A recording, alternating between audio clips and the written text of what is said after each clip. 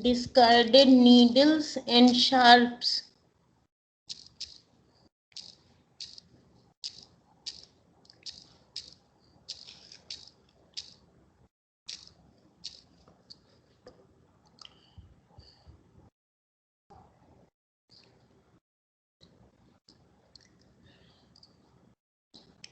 Whether these things are contaminated or not, whether these things are contaminated or not, they are considered as biomedical waste. They are considered as biomedical waste. कोई जरूरी नहीं है कि उसमें infection हो, जैसे जो बैंडेजेस अनयूज्ड होते हैं वो भी उसी में काउंट होते हैं बायोमेडिकल वेस्ट में, क्योंकि उनमें पॉसिबिलिटी होती है इन्फेक्शन की। कोई जरूरी नहीं है कि इन्फेक्शन है ही, इन्फेक्शन है या नहीं है, लेकिन जिसमें पॉसिबिलिटी होती है इन्फेक्शन की, उस टाइप के वेस्ट को बायोमेडिकल वेस्ट में कंसिडर करते हैं। It may be solid or liquid. It may be solid or liquid.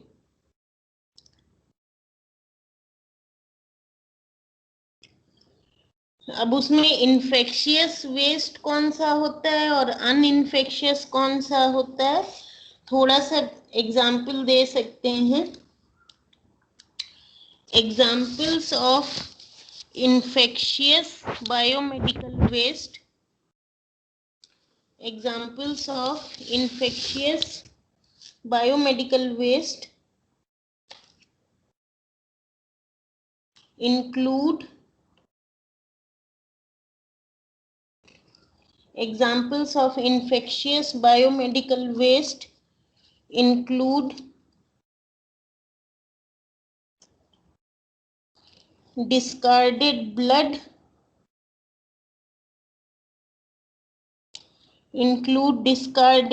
samples, needles,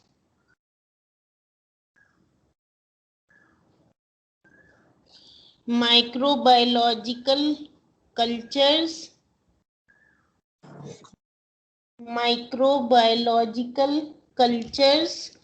from biotechnology lab,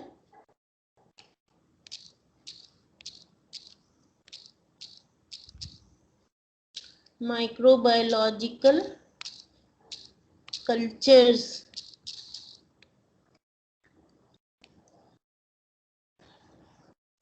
from biotechnology lab.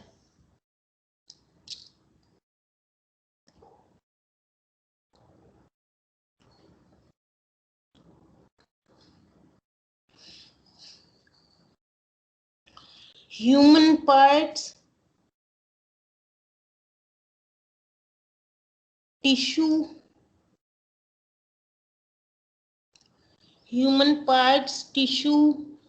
used dressings, used gloves,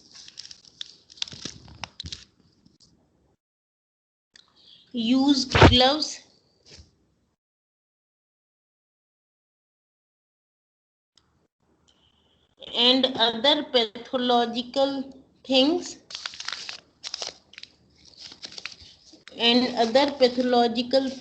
used in pathology lab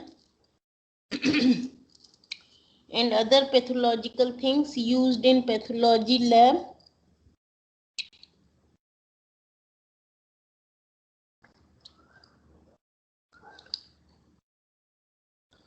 are examples of infectious biomedical waste.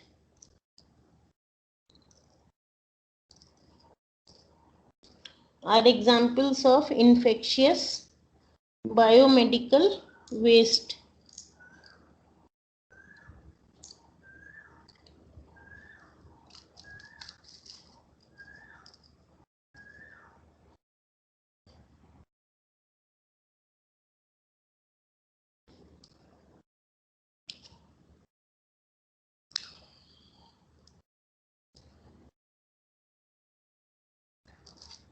common places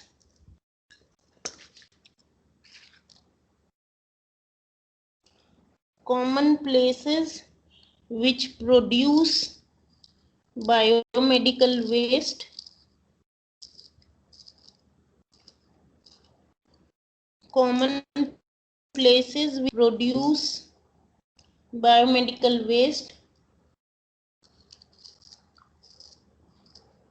are hospitals,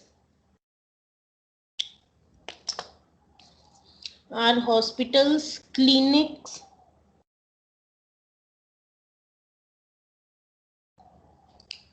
medical research labs,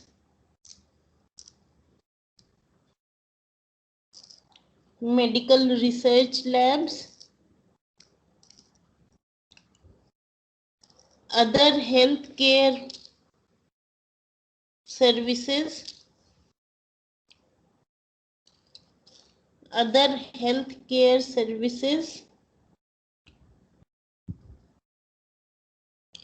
and funeral places.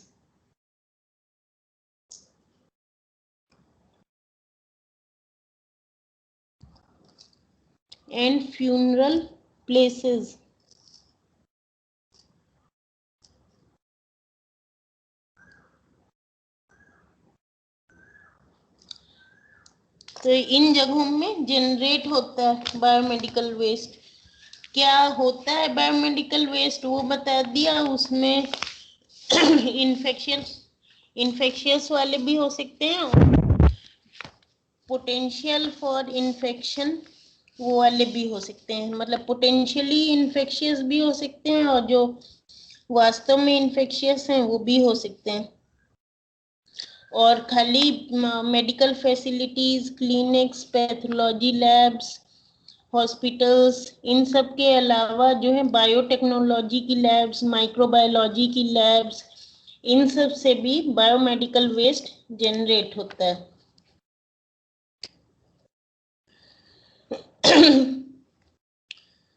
फिर जो है कुछ biomedical waste hazards भी होता है। लिख लो, some biomedical waste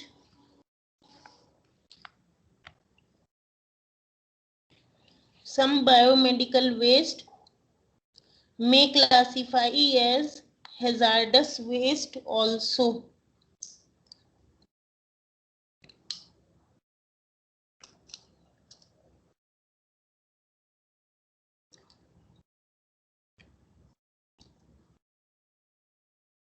Some biomedical waste may classify as hazardous waste also.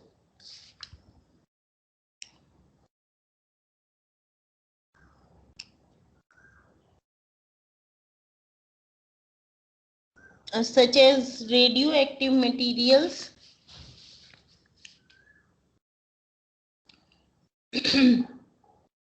MRI वगैरह से, इन सब से जनरेट होता है। Such as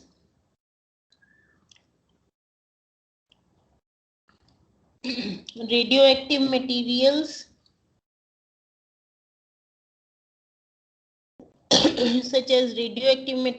which may be generated from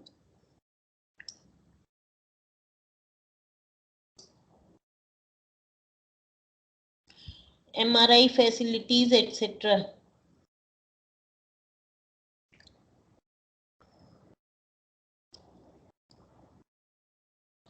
These biomedical waste, ये वाले जो हैजार्डस वाले होते हैं जिसमें जैसे रेडियो एक्टिव मटीरियल है, these biomedical waste are not infectious. Infection नहीं होता है इनमें, लेकिन हैजार्डस मटीरियल होता है, तो इनका भी प्रॉपर डिस्पोजल होना चाहिए। These biomedical waste are not hazardous.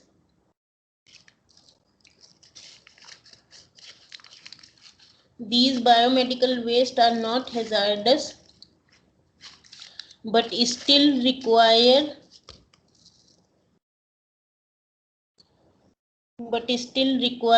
proper disposal.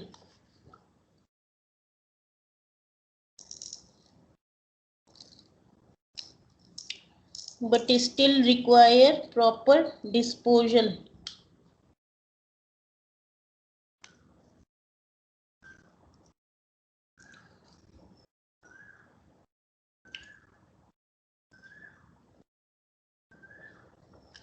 Some biomedical waste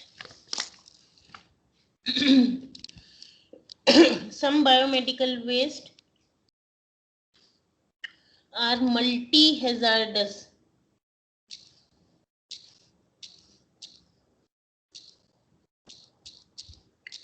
Some biomedical waste are multi-hazardous. For example, sorry H नहीं होगा, multi-hazardous.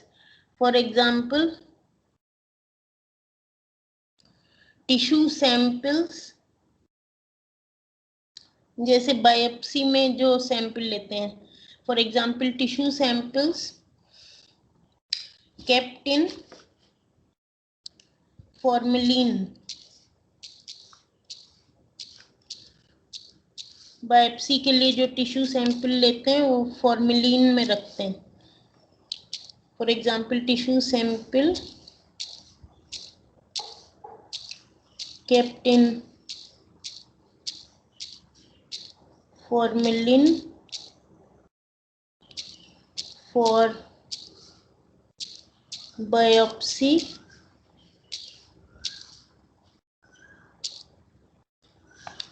purposes.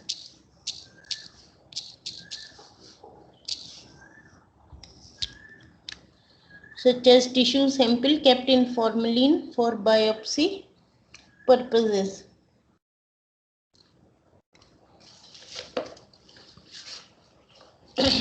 तो बायोमेडिकल वेस्ट में बेसिकली 4 तरह के वेस्ट हो गए. Infectious, non infectious, hazards, multi hazards.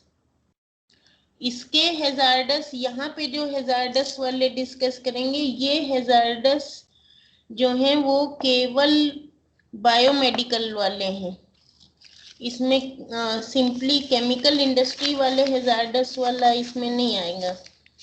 तो biomedical waste में इन्फेक्शियस वाले तो वो हो गए, जैसे जो पट्टी बांधी हुई है उसको डिस्कार्ड किया, तो जिसमें ब्लड वगैरह लगा हुआ है या कॉटन वगैरह जिसमें ब्लड लगा हुआ है, वो इन्फेक्शियस वाले हुए. और नॉन इन्फेक्शियस जो जैसे बचा हुआ बैंडेज फेंक दिया जो यूज नहीं हुआ है, तो वो सब जो है नॉन इन्फेक्शियस हुए. कॉटन फेंक दिया, उस टाइप की चीजें. तो infectious biomedical waste, non infectious biomedical waste. फिर उसके अलावा जो है हैजार्डस में, जैसे जो MRI वगैरह फैसिलिटी जो हॉस्पिटल्स के अंदर रहती हैं, वहाँ से कुछ रेडियो एक्टिव वेस्ट भी निकलता है, वो हैजार्डस वेस्ट हुआ. मल्टी हैजार्डस जो बायोप्सी के लिए किसी ऑर्गन का पीस, टिश्यू का पीस जो काट के फॉर्मलिन में स्टोर करते हैं, फिर बायोप्सी के लिए भेजते हैं, बाद में डिस्कार्ड करते हैं, वो मल्टी हैजार्डस हुआ. मल्टी हैजार्डस क्यों हुआ? क्योंकि एक तो वो खुद इन्फेक्शियस है, जो टिश्यू या ऑर्गन का पीस है वो खुद भी इन्फेक्शियस है, और प्लस जो है वो फॉर्मेलिन वगैरह में जो है वो डाला हुआ है, तो वो भी जो है अलग हैजार्ड है. तो इस तरीके से मल्टी हैजार्डस है कि इन्फेक्शियस भी है, मेडिकल वेस्ट भी है, उसमें जो है हैजार्डस मटेरियल भी है, तो वो मल्टी हैजार्डस वेस्ट जो है कहलाता है. Multi hazardous waste which is infectious also.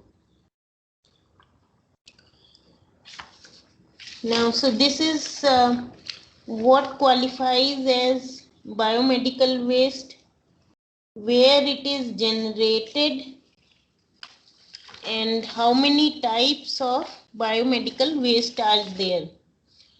मतलब क्या क्या आता है बायोमेडिकल वेस्ट में, और कितने टाइप के होते हैं बायोमेडिकल वेस्ट, कहाँ पे जनरेट होता है, ये सारी चीजें हो गई। किसको किसको कहते हैं बायोमेडिकल वेस्ट, किस चीज को बायोमेडिकल वेस्ट मानेंगे, किसको नहीं मानेंगे, कितने तरह के होते हैं, कहाँ जनरेट होते हैं, ये ये सब चीजें इसमें आ गई। फिर अब उसके डिस्पोजल की बात आती है कि इस टाइप के वेस्ट जो बायोमेडिकल वेस्ट होता है उसका डिस्पोजल हमको जो है कैसे करना चाहिए, क्योंकि एक तो ये हेजार्डस होता है, फिर इन्फेक्शियस होता है, और इससे इन्फेक्शियस डिजीज फैल सकती है। इसलिए जो है इसका प्रॉपर डिस्पोजल होना चाहिए। और पहले जो है ये इसके लिए लॉ नहीं होता था। 86 के बाद में 86 से 1990 1986 से 1990 के बीच में ये लॉज बनाए गए for handling and disposal of biomedical waste and proper segregation of biomedical waste.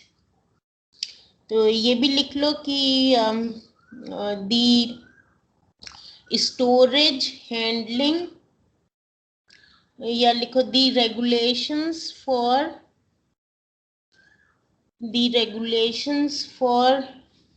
storage handling, the regulations for storage handling and proper disposal of biomedical waste,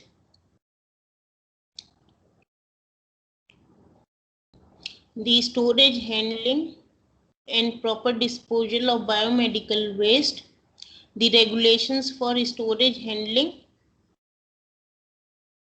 the regulations for storage handling and disposal of biomedical waste were formed between 1986 to 1990.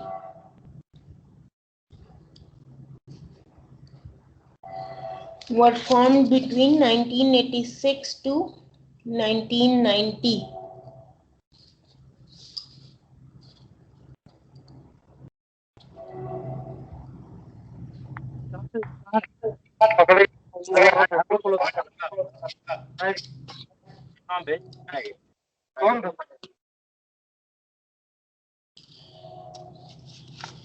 In this regulation,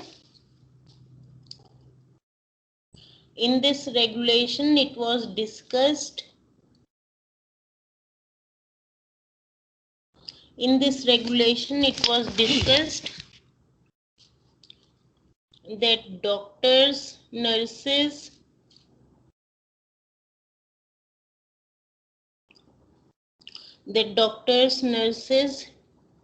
and other healthcare workers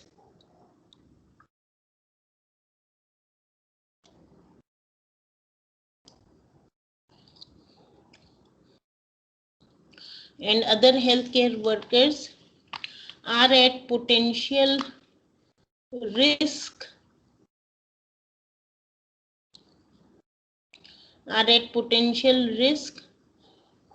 of getting infected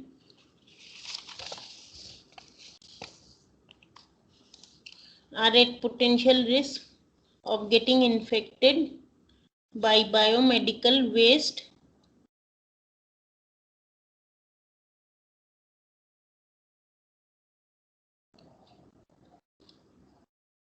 and therefore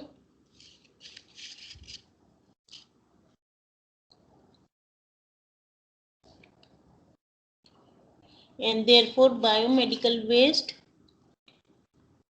should be separately and therefore biomedical waste should be separately handled and disposed.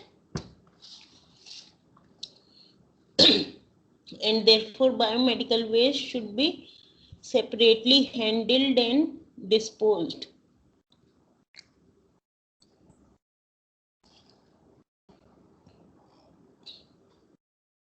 The disposal of biomedical waste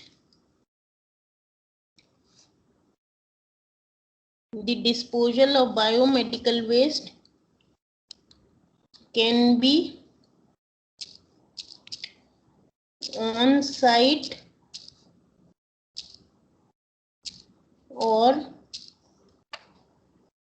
off site.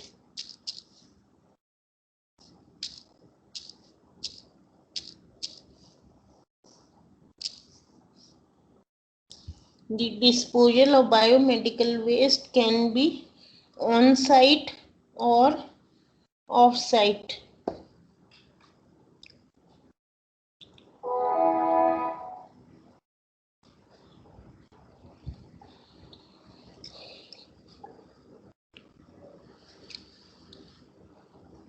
On site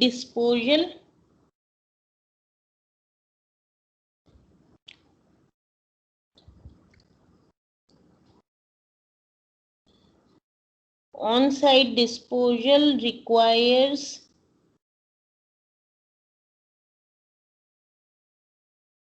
large quantities of biomedical waste. On-site disposal requires large quantities of biomedical waste,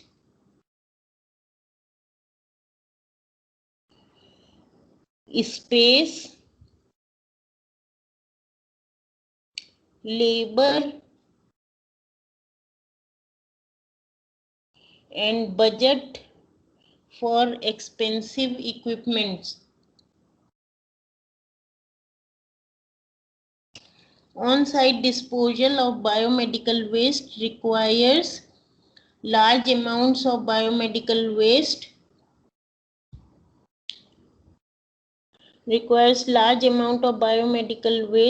space, labor, and budget for expensive equipments.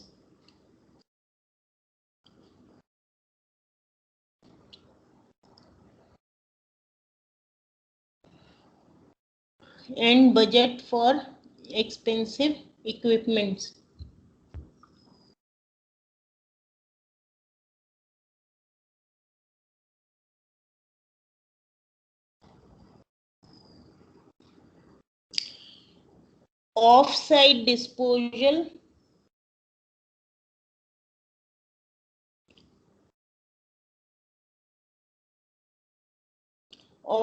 disposal requires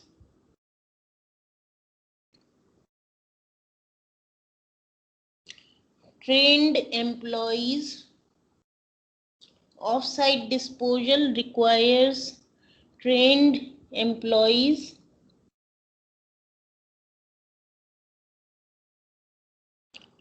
for collection in coded containers. Off-site disposal requires trained employees for collection in color-coded containers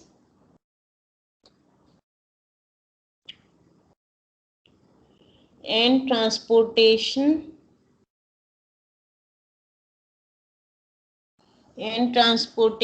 to nearest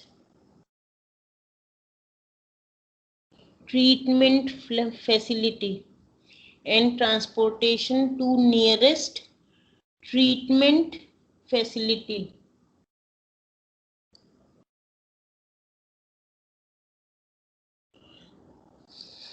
तो दो तरीके का disposal होता है. एक on site मतलब कि जहां पे जनरेट हो रहा है वहीं पे हम उसको डिस्पोज करेंगे. मतलब जैसे बड़ा सा हॉस्पिटल है, वहाँ पे ढेर सारा बायोमेडिकल वेस्ट जनरेट हो रहा है, तो बजाय उसको अलग अलग कलर कोडेड कंटेनर्स में अलग अलग पहले सेग्रीगेट करें, फिर कहीं ले जाएं, वहाँ डिस्पोज करें, तो बड़े हॉस्पिटल्स के लिए ज़्यादा इकोनॉमिकल होता है कि वो वहीं पे अपने यहाँ उसके डिस्पोजल की फैसिलिटी बना लें। तो वहीं पे अगर उनका पर डे बहुत ज़्यादा जनरेट होता है तो वहीं पे उसको डिस्पोज कर देंगे। डिस्पोज करने के लिए जगह काफ़ी चाहिए होती है और इकट्ठा काफ़ी सा बायोमेडिकल वेस्ट होना चाहिए, तभी उसके डिस्पोजल के लिए इक्विपमेंट चला पाएंगे तो इकोनॉमिकल होगा, नहीं तो फिर वो इकोनॉमिकल नहीं होगा। तो बायोमेडिकल वेस्ट भी ज़्यादा होना चाहिए, जगह भी ज़्यादा होनी चाहिए और इक्विपमेंट चाहिए होते हैं उसके लिए, ऑटोक्लेव वगैरह चाहिए जिसमें कि उसको पूरे तरीके से गला के और फिर श्रेडिंग करके उसको प्रॉपर तरीके से नष्ट कर देते हैं और उसके बाद जो है उसका प्रॉपर वो हो जाता है, सैनिटाइजेशन हो जाते हैं, जिससे कि इन्फेक्शन जो है वो फैलेगा नहीं। और ऑफ साइट डिस्पोजल में ये है कि अगर बहुत ज़्यादा नहीं जनरेट हो रहा है, इतना नहीं जनरेट हो रहा है कि वहीं पे उसके लिए हम इक्विपमेंट लगाएं और फिर उसको हैंडल करें, तो फिर हमको ट्रेंड लोग चाहिए होते हैं जो कलर कोडेड जो नियम बने हुए हैं कि पंचर प्रूफ कंटेनर में ये रखना है, ब्लैक बैग में ये डालना है, ब्लू कंटेनर में ये रखना है, उस तरीके से कलर कोडिंग होती है। तो हमको ट्रेंड लोग चाहिए जो वो कलर कोडिंग जानते हैं और उस कलर कोडिंग के अकॉर्डिंगली उसको सेग्रीगेट करेंगे, उसमें इकट्ठा करेंगे, भरेंगे और उसके बाद उसका नियरेस्ट डिस्पोजल फैसिलिटी तक ट्रांसपोर्टेशन करेंगे। तो जो भी चीज ऑन साइट डिस्पोजल या ऑफ साइट डिस्पोजल जो कंडीशन के अकॉर्डिंग जो ज़्यादा फीजिबल हो वो किया जाता है, जो उस कंडीशन में जो बेस्ट सूटेड होता है। अगर ऑन साइट डिस्पोजल सूटेड है तो ऑन साइट करेंगे, ऑफ साइट डिस्पोजल सूटेड है तो ऑफ साइट वाला डिस्पोजल करेंगे। तो दो ऑप्शन हो गए डिस्पोजल के। और दूसरी चीज वही है कि डिस्पोजल में ये डिस्पोजल के रूल्स जो हैं वो 1986 से 1990 के बीच में डेवलप किए गए और ये मानते हुए कि इस सब इन्फेक्शियस मटेरियल से जो हेल्थ केयर वर्कर्स इसके कांटेक्ट में आते हैं, जैसे नर्सेस, डॉक्टर्स और जो क्लीनिंग वाला स्टाफ है या कैफेटेरिया वाला स्टाफ है, जो भी स्टाफ हॉस्पिटल वगैरह के अंदर, नर्सिंग होम के अंदर, हेल्थ केयर फैसिलिटी के अंदर काम करता है, जिनका एक्सपोजर रेट ज़्यादा होता है, तो उनके लिए ये सब पोटेंशियली हैजार्डस है, इन्फेक्शियस है, इसलिए इसका प्रॉपर डिस्पोजल होना चाहिए। और डिस्पोजल दो तरीके का हो गया, ऑन साइट मतलब जहाँ पे जनरेट हो रहा है वहीं पे उसको एक फैसिलिटी में ले जाके उसको पूरी तरीके से नष्ट करके अनरिकॉग्नाइजेबल करके और फिर उसका डिस्पोजल कर देते हैं। और ऑफ साइड डिस्पोजल में जो है वो सब ढंग से सेग्रीगेट करके और कलर कोडेड बैग्स में जो कलर कोडिंग जो है प्रेस्क्राइब्ड है उसके अनुसार उनको सेग्रीगेट करके सॉर्टिंग करके और फिर उसके बाद जो है उनको नियरेस्ट डिस्पोजल फैसिलिटी पे ले जाके वहाँ पे छोड़ देते हैं, वहाँ पे उनका डिस्पोजल प्रॉपर डिस्पोजल किया जाता है। अब जो है ये इंट्रोडक्शन हुआ बायोमेडिकल वेस्ट क्या होता है और कहाँ जनरेट होता है, कौन सी चीज़ें उसमें आती हैं, कितने टाइप का बायोमेडिकल वेस्ट होता है, फिर उसका हमको क्या करना है, उसका डिस्पोजल और मैनेजमेंट बहुत ज़रूरी है। क्यों ज़रूरी है? क्योंकि वो पोटेंशियली इन्फेक्शियस होता है, इन्फेक्शियस नहीं भी होता है, तब भी उसका प्रॉपर डिस्पोजल होना चाहिए, क्योंकि वो पोटेंशियली इन्फेक्शियस माना जाएगा। फिर डिस्पोजल के पहले उसका प्रॉपर कलेक्शन होना चाहिए। ट्रांसपोर्टेशन करना है तो ट्रांसपोर्टेशन होगा, और फिर उसके बाद उसका 2 तरीके का डिस्पोजल होगा, ऑन साइट या ऑफ साइट डिस्पोजल होगा, जो भी आपके जो है फैसिलिटी के अकॉर्डिंग जो सूटेड हो, ऑन साइट या ऑफ साइट, वो डिस्पोजल किया जाएगा। फिर इसके बाद में आता है कि स्टोरेज जो है वो इसका कैसे किया जाता है। स्टोरेज और सेग्रीगेशन जो है वो कैसे करते हैं। स्टोरेज, सेग्रीगेशन और फिर उसका जो है डिस्पोजल कैसे करते हैं। जो बायोमेडिकल वेस्ट होता है, it is considered as biological hazard, और बायोलॉजिकल हैजर्ड वाली चीजें जिसमें जिस भी कंटेनर में स्टोर करते हैं, उसके ऊपर एक पर्टिकुलर टाइप का एक सिंबल बना होता है, जो कि इंटरनेशनली एक्सेप्टेड सिंबल है बायोलॉजिकल हैजर्ड का। और ये सिंबल जो है जिन भी कलर कोडेड कंटेनर्स में, जिन कंटेनर्स में बायोमेडिकल वेस्ट को हम सेग्रीगेट करके रखते हैं, सबके ऊपर जो है ये सिंबल बना होता है। और इस सिंबल का मैं जो है ये पिक लेके हम भेजते हैं आपको, उस पे भेजते हैं, हम व्हाट्सएप पे भेजते हैं। फिर जो है मेरे पास सजल का है, इसको भेजते हैं, फिर इसको सर्कुलेट कर देना। तो ये सिंबल आप नेक्स्ट टाइम जो है जब भी कहीं जो है किसी भी मेडिकल फैसिलिटी से गुजरे, तो वहाँ पे जो है जो होते हैं कलेक्शन के लिए डिफरेंट टाइप के कंटेनर्स, उस पे देखना, तो आपको ये सिंबल जो है वो दिखाई देगा। सब पे जो है ये बना रहता है।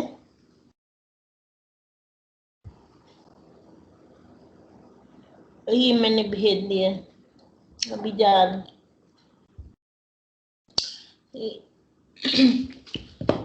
एक तो ये सिंबल भी वही पता होना चाहिए कि ये अभी गया नहीं है, कुछ नेटवर्क प्रॉब्लम है। एनीवे बाद में चला जाएगा तो उसको सर्कुलेट कर देना, तो आप देख पाओगे कि किस टाइप का सिंबल जो है होता है इसका।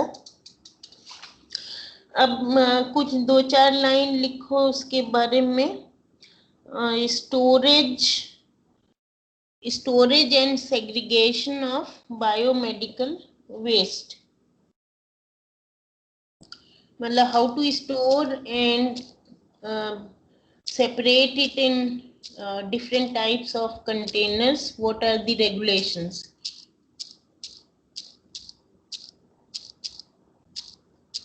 Storage and segregation of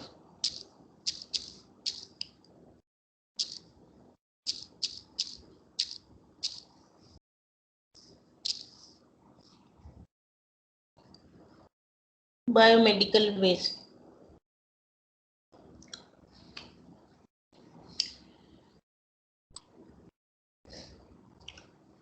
इसमें लिखो, it is important that biomedical waste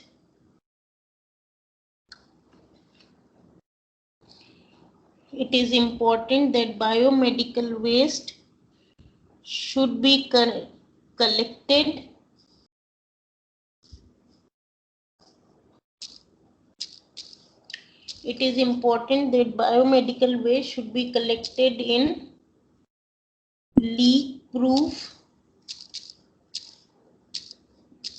and strong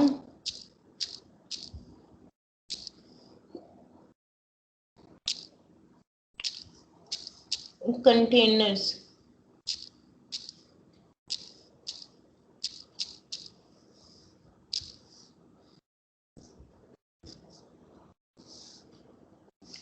It is important that biomedical waste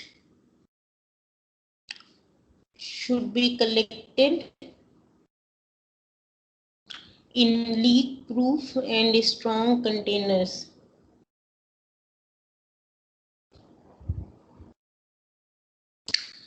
All these containers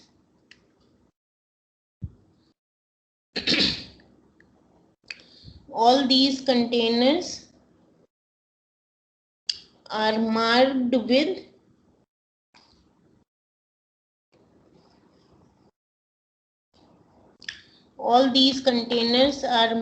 with a biohazard symbol.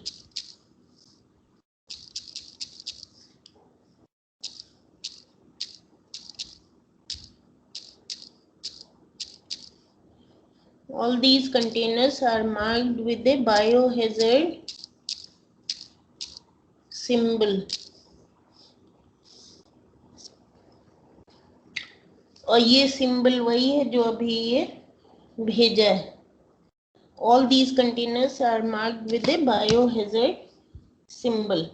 Leak proof होने चाहिए क्योंकि अगर टपकता रहेगा तो फिर तो इन्फेक्शन फैलेगा, इसलिए लीक प्रूफ होने चाहिए, स्ट्रॉन्ग कंटेनर्स होने चाहिए और सबके ऊपर ये बायोहैजर्ड का सिंबल होना चाहिए. बायोहैजर्ड का बेसिकली मीनिंग है infectious.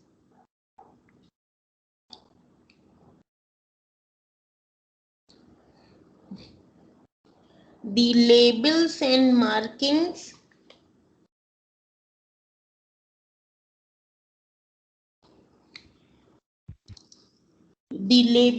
markings are often made in red color.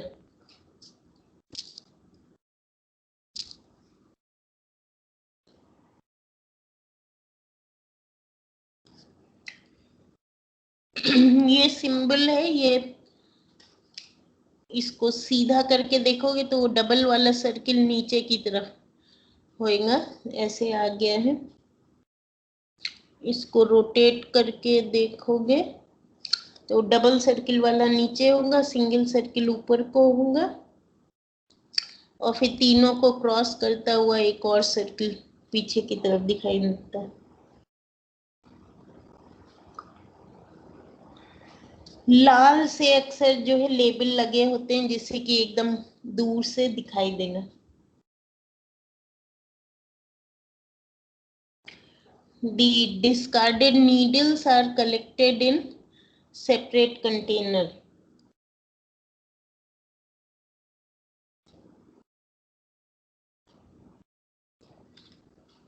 The discarded needles are collected in a separate container. उसको पंक्चर प्रूफ कंटेनर कहते हैं, पीपीसी बोलते हैं. अक्सर जो है वो पीपीसी लिखा रहता है.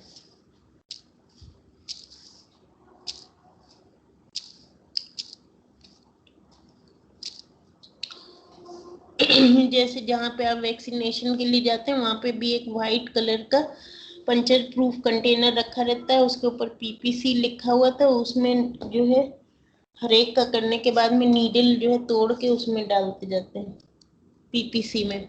पीपीसी का फुल फॉर्म होता है पंचर प्रूफ कंटेनर.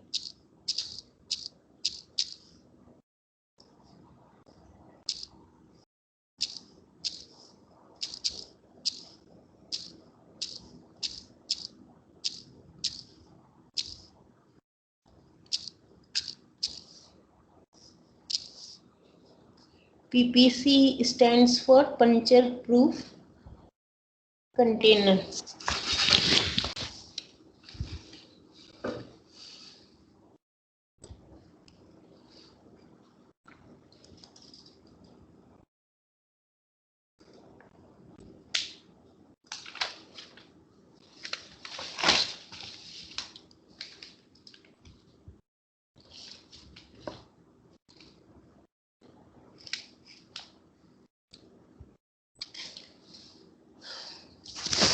फिर इसमें जो एक लाइन लिखो कि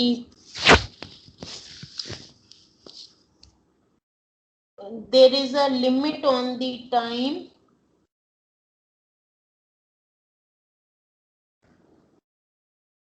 there is a prescribed limit on the time for storing biomedical waste.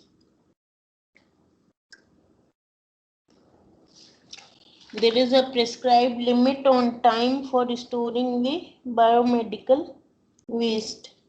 मतलब बायोमेडिकल वेस्ट जैसे जो डेली जनरेट होता है उसको महीना भर नहीं रोक के रख सकते हैं, उसको उसकी एक लिमिट होती है कि 2 दिन के अंदर उसको फिर भेजना पड़ेगा उसके डिस्पोजल के लिए। तो उसको बहुत समय तक अपने पास में नहीं रख सकते हैं, स्टोर नहीं कर सकते हैं, उसको आगे भेजना पड़ता है उसके प्रॉपर डिस्पोजल के लिए। अगर ऑफ साइट डिस्पोजल है, ऑन साइट है तब तो वहीं पे हो जाएगा।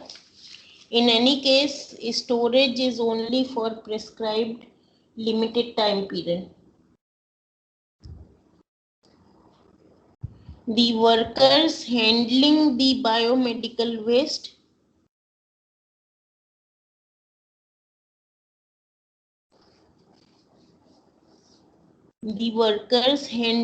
biomedical waste have to observe standard precautions.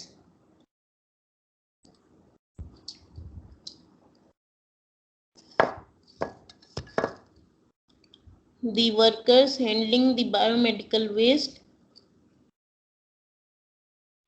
have to observe standard precautions.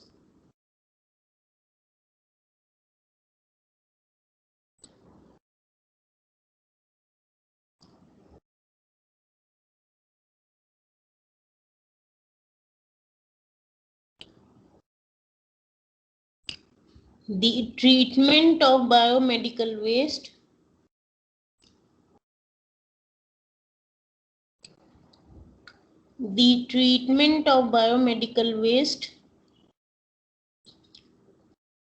must make it unrecognizable, क्योंकि उसमें ह्यूमन पार्ट्स भी होते हैं, ह्यूमन टिश्यू वगैरह भी होता है, तो उसको अनरिकॉग्नाइजेबल कर दिया जाता है।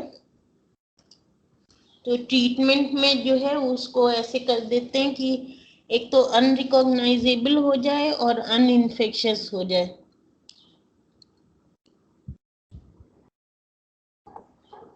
The treatment of biomedical waste must make it unrecognizable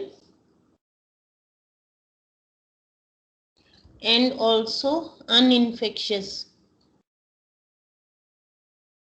मतलब एक तो स्टेरिलाइज करेंगे, स्टेरिलाइज करने के पहले उसको अनरिकॉग्नाइजेबल बना देते हैं, एकदम श्रेडिंग कर देते हैं, छोटे छोटे एकदम पीसेस में कर देते हैं, श्रेडिंग कर देते हैं, श्रेड कर देते हैं, फिर श्रेड करने के बाद में फिर स्टेरिलाइज कर देते हैं। तो मतलब एक तो अनरिकॉग्नाइजेबल हो जाए और दूसरा अनइन्फेक्शियस हो जाए। ये दोनों बहुत इंपॉर्टेंट पॉइंट हैं कि बायोमेडिकल वेस्ट कलेक्ट किया गया, उसको ज़्यादा समय तक स्टोर नहीं कर सकते, उसके बाद डिस्पोजल के पहले ये दोनों काम हो जाने चाहिए। डिस्पोजल के पहले वो अनरिकॉग्नाइजेबल हो जाना चाहिए और अनइन्फेक्शियस हो जाना चाहिए।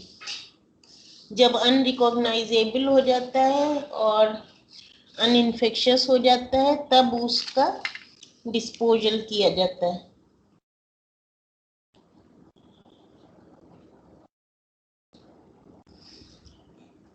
फिर लिखो, there are several treatment methods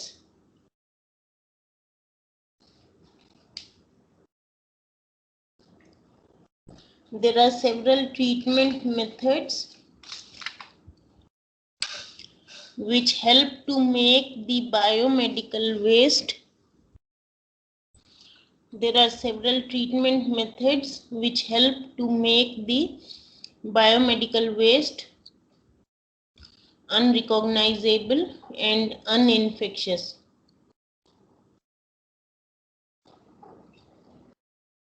There are several treatment methods which help to make the biomedical waste unrecognizable and uninfectious.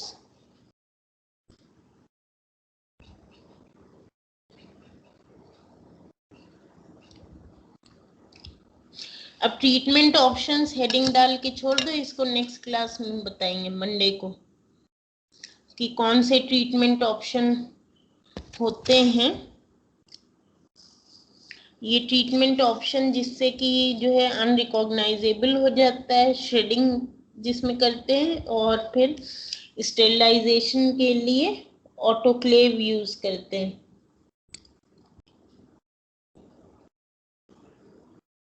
Shredder और ऑटोक्लेव ये नेक्स्ट क्लास में बताएंगे, और फिर उसके बाद जो है उसका कलर कोडिंग बताएंगे, जिस कलर कोडिंग में स्टोरेज करते हैं। स्टोरेज हालांकि पहले बता चुके हैं, स्टोरेज के बाद ही में ट्रीटमेंट होता है, लेकिन अभी कलर कोडिंग नहीं बताई थी बीच में, तो कलर कोडिंग अलग से बताएंगे। ठीक है भाई। ट्रीटमेंट मेथड हेडिंग डाल के छोड़ दीजिए, और मंडे को ये ट्रीटमेंट मेथड्स, कलर कोडिंग ये सब कराएंगे। और वेंसडे को जो है, वेंसडे को क्विज लेंगे। ये आज वाला छोड़ देना, बायोमेडिकल वेस्ट छोड़ देना, और इसके पहले जो कराया है वो कर लेना तुम लोग क्विज के लिए। ऑनलाइन क्विज होएंगे। मैम कुछ यूनिट 2 का सिर्फ क्विज ले लीजिए, और 3 क्विज कर लीजिएगा, यूनिट 2, यूनिट 1, यूनिट 3 ऐसे, अगर हो सके तो। यूनिट 2 में लेटेस्ट सी क्या क्या है। एक तो सस्टेनेबल डेवलपमेंट है, और उसमें वो है बायोडाइवर्सिटी का इंक्लूजन जो है सस्टेनेबल डेवलपमेंट में। फिर inclusion of natural resources in sustainable development. और क्या कराया था उसमें, एक सेकंड। वो CBA, कॉस्ट बेनिफिट एनालिसिस। हाँ, कॉस्ट बेनिफिट एनालिसिस हो गया, और वो हो गया ecological growth factor, economic growth factor. Yes ma'am. और इसमें यूनिट 1 का तुमको वो कराया है ये एनवायरमेंटल प्रोटेक्शन एक्ट 1986 कराया है। और एनवायरमेंटल एक्ट 1986 के बाद में तो फिर यही कराया है ना। Yes ma'am. मैम एक वो है क्या भी, अच्छा वो तो कराया है सेंट्रल पॉल्यूशन कंट्रोल बोर्ड। हाँ, central pollution control board, state pollution control board. हाँ ठीक है, वैसे कर सकते हैं। चलो ठीक है, तुम लोग यूनिट 2 का करके आना, ठीक है। Okay ma'am, thank you ma'am. Unit 2 कर लेना। Okay ma'am. हाँ ठीक है, यूनिट 2 कर लेना फर्स्ट पेज के लिए। Okay, thank you ma'am.